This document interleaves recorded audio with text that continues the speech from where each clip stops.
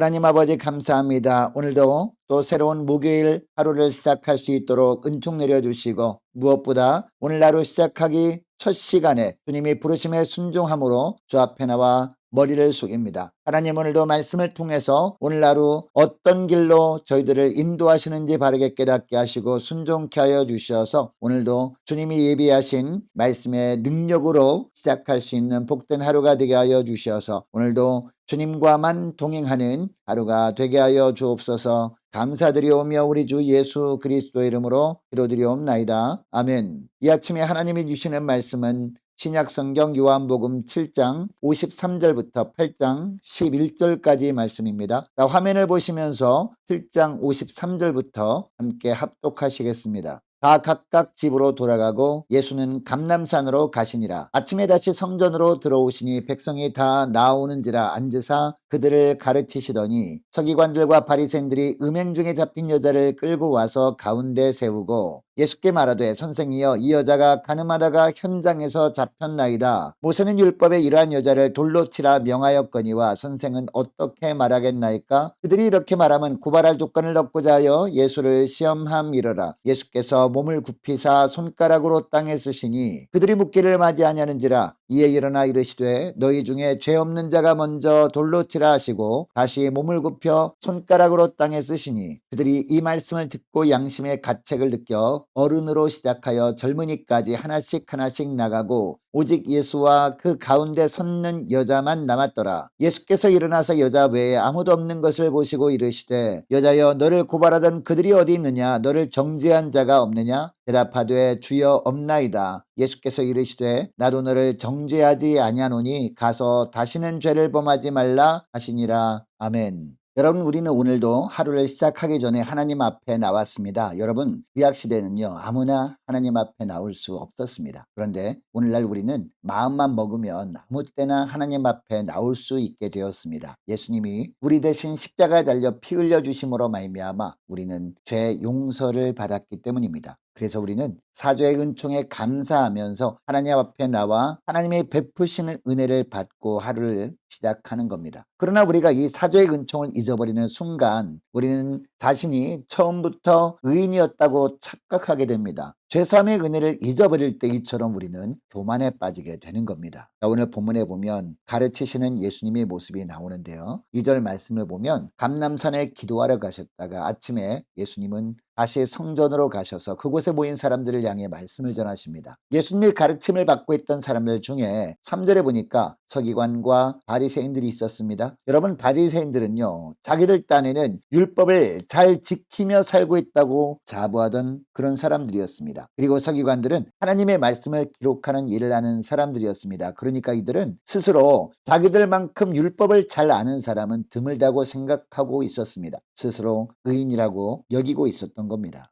그러니까 자신들은 율법이라는 잣대로 죄인을 지적하고 정죄할 자격이 있다고 생각하고 있었던 것 같습니다. 그래서 3절 말씀에 보니까 이들이 음행 중에 잡힌 여인을 예수님 앞으로 끌고 와서 가운데 세우고 5절에 보니까 예수님께 우선 율법을 들먹이면서 말합니다. 율법에 의하면 이런 여인을 돌로 치라고 했는데 어떻게 해야 옳으냐 하는 겁니다. 이들이 예수님께 왜 이런 질문을 한 것일까요? 6절에 보니까 고발할 조건을 얻고자 하여 예수를 시험함이라 라고 하고 있습니다. 여러분, 이들도 예수님의 말씀을 들은 자들이었습니다. 이 땅에 오신 하나님의 아들로부터 가르침을 받은 자들이었다는 겁니다. 그런데 이들이 이렇게 예수님을 대적하고 있는 이유가 무엇입니까? 그동안 율법에 대한 자기들의 생각과 예수님이 율법에 대한 생각이 다르다고 마음의 문을 닫아버리고 있었던 겁니다. 그 결과 율법 조항을 율법의 완성으로 이 땅에 오신 예수님을 죽이는 도구로 사용하려고 하고 있습니다. 여러분, 12절 말씀을 보면 주님은 자신을 세상의 빛이라고 소개하고 있습니다. 여러분, 빛은 어둠에 비춰서 어둠을 물러가게 하는 역할을 합니다. 여러분, 겨울이 지나고 봄이 찾아오면요 각 집마다 대청소를 한번 하는데 가장 먼저 하는 것이 무엇입니까? 각 방마다 문을 활짝 열고 한동안 빛이 들어오게 합니다. 겨울에 빛을 잘 받지 못한 방에 보면 구석구석에 곰팡이가 피어 있을 수 있습니다.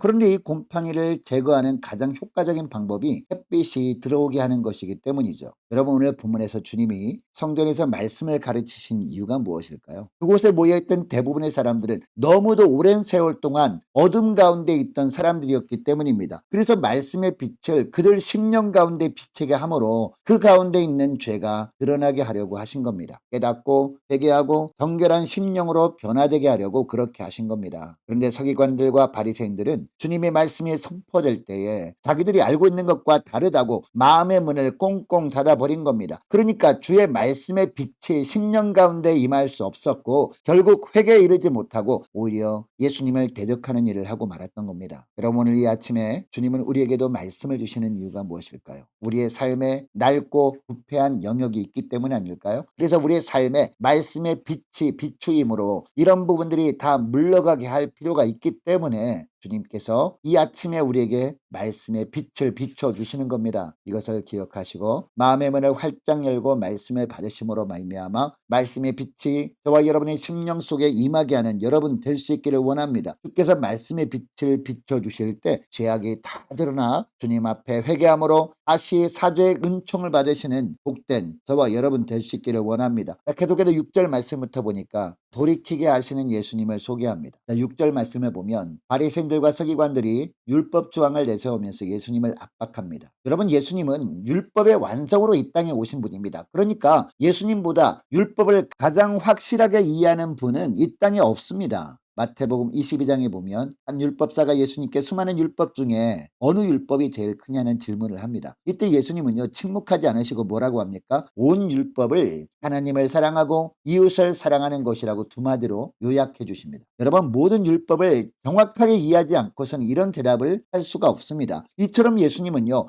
율법을 가장 자세하게 그리고 정확하게 이해하고 계셨습니다. 그런데 오늘 본문 6절 하반절을 보면 예수님은 침묵하시고 몸을 굽혀서 땅에 어떤 글씨를 쓸 뿐이었습니다. 여러분, 예수님은 대답을 할 수가 없어서 이렇게 하신 것이 아니었습니다. 바리새인들, 서기관들 뿐만 아니라 그곳에 있던 모든 사람들이 돌이키길 원하셨기 때문이었습니다. 여러분, 그러니까 바리새인들과 서기관들이 가늠하다가 현장에 붙잡아서 데리고 온 여인을 주님이 보시면서 그곳에 있는 모든 사람들을 생각하신 겁니다. 여러분, 야고보서 2장 10절 말씀에 보면요, 누구든지 온 율법을 지키다가 그 하나를 범하면 모두 범한 자가 되나니라는 말씀처럼 모든 사람이 다 죄인인데 누가 누구를 정죄하느냐라고 말씀하고 싶으셨던 겁니다. 그러니까 죄를 지은 여인을 보면서 정죄할 생각하지 말고 각자 자신들은 하나님 앞에 얼마나 큰 죄를 짓고 살고 있는지 돌아보라는 겁니다. 그런데 바리새인과 서기관들은요, 7절을 보니까 묻기를 마지 아니하는지라